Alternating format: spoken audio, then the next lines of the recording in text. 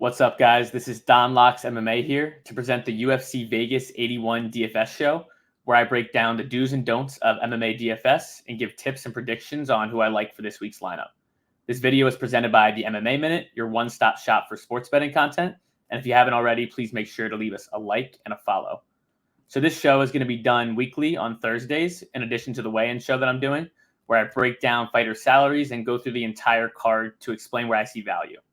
My overall strategy in betting MMA DFS is really to make sure you're fading the public in some way, whether that being selecting a heavy underdog who you think has finishing upside, who's taking a fight on short notice, or just the opposite of fan favorites. You don't want to be in a spot where you have the same lineup as everyone else and ultimately no chance at winning the grand prize. I tend to make sure to include at least one or two of these fighters in my lineups to differentiate myself from the pack, because if you don't, you're not really able to win that entire grand prize, and you're still able to include expensive fighters in your lineup. Without further ado, let's get into the first fight of the night. For our first fight of the night, we have Ashley Yoder going against Emily Ducote. Here is a quick fade for me on both fighters. As you can see on the DraftKings app, Ducote is priced at 9,300, which is the third highest ranking fighter in terms of price. And for someone with not too much finishing upside, it's definitely someone I want to avoid and not include in my DFS lineup. That being said, people may not be picking Ducote at this spot here, and it could be the opposite of a fan favorite, but I don't see it as a strong pick due to her lack of finishing upside, as well as Yoder being a decision machine and losing decisions as well. Moving up the card, we have Chris Gutierrez versus Haley Alatang. And I think that Chris Gutierrez is going to be a very popular pick this week, but I would advise to also stay away from him. As you can see, he is the fourth or fifth most expensive fighter on the card at $9,000. And I just believe that Chris is also a decision machine, and Haley Alatang has a very good chin, and he tends to brawl in fights, but he tends to have pretty good defense.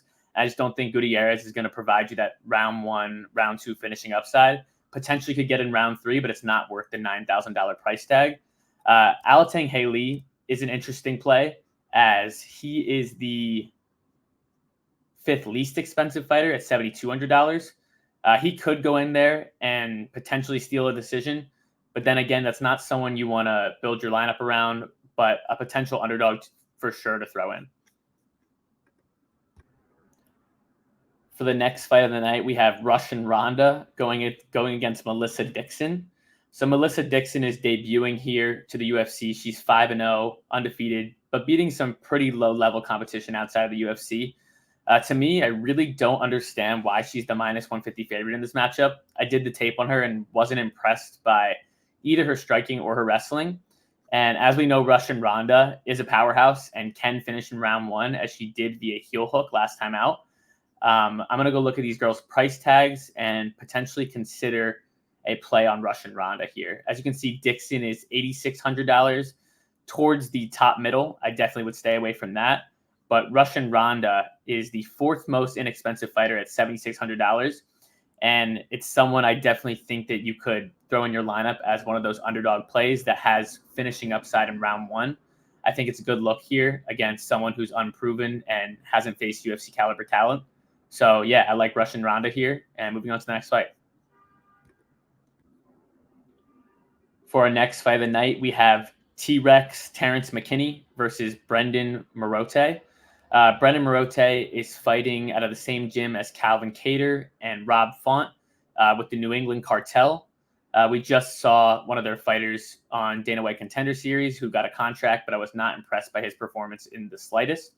I think this is honestly, besides those top two fighters, a pretty low-level gym.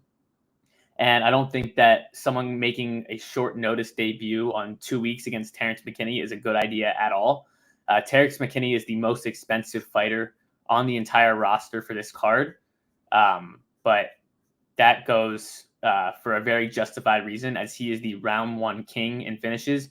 He can either submit you or knock you out in round one. It's definitely someone I'm going to have in every single lineup, as he's going to go out there and do just that on Saturday night. Moving up the card, we have Lisboa versus Oliveira. I think Lisboa had a very strong debut against Jessica Rose Clark, where she was able to neutralize the wrestling, sit on her back for a little bit, but eventually get up in the third round and sink in a rear naked choke. Lisboa showed a lot of heart and showed that she is UFC ready. But to be honest, as the second most expensive fighter on the roster here, it's definitely not someone I want to spend $9,400 on, especially when you're going to need some underdogs in this lineup. So a clear pass on Lisboa. And Oliveira, I do think she's completely outmatched in this matchup. But then again, this is women's MMA, and finishes are definitely much harder to come by. So I'm staying away from Oliveira as well. And I think that they're just much better spots to attack on this card and people to include in your lineup. For the next fight of the night, we have Darren Elkins versus TJ Brown. Personally, from a betting perspective, TJ Brown is my bet of the week.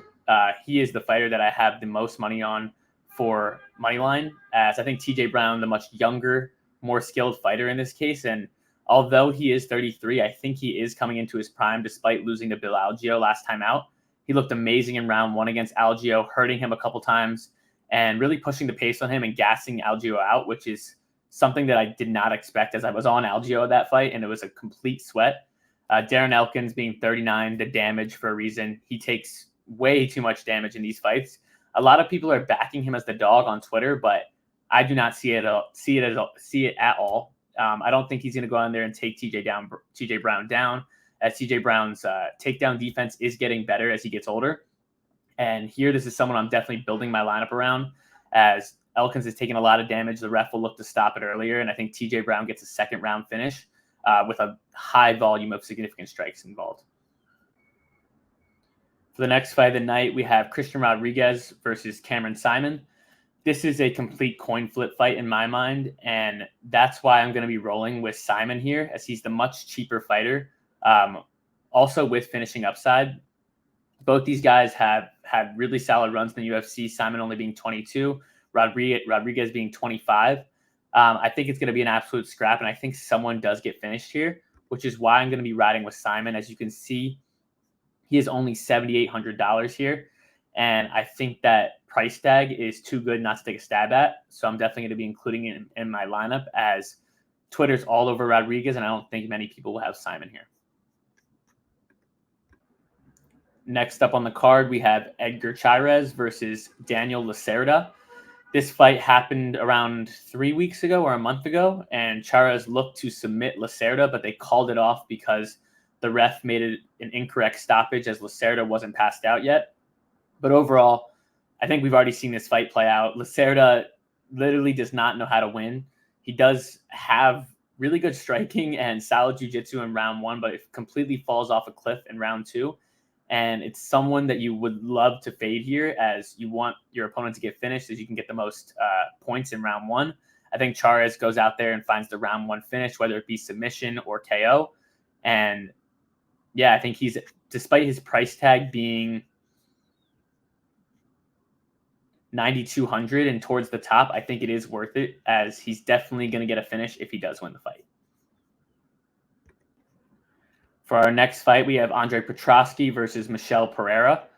I'm going to be going with the underdog here in Petroski. The reason being for the Petroski pick is because of his price tag, and I think that a lot of people are going to be on Pereira this week. I think Petroski might be the best grappler Pereira's faced in recent memory, and Pereira's takedown defense isn't all that good. Petroski's taking this fight on short notice, so if he's going to win, I do think it's going to be a round one submission, and that's exactly what I'm hoping for here at $7,600. If he can get a round one finish along with Russian Ronda right next to him at $7,600, that will allow you to afford people like Chairez and McKinney in your lineup. For the next fight of the night, we have Jonathan Martinez versus Adrian Yanez. This is another fight I see really similar to the Rodriguez versus Simon fight, where I think that these are two really good fighters.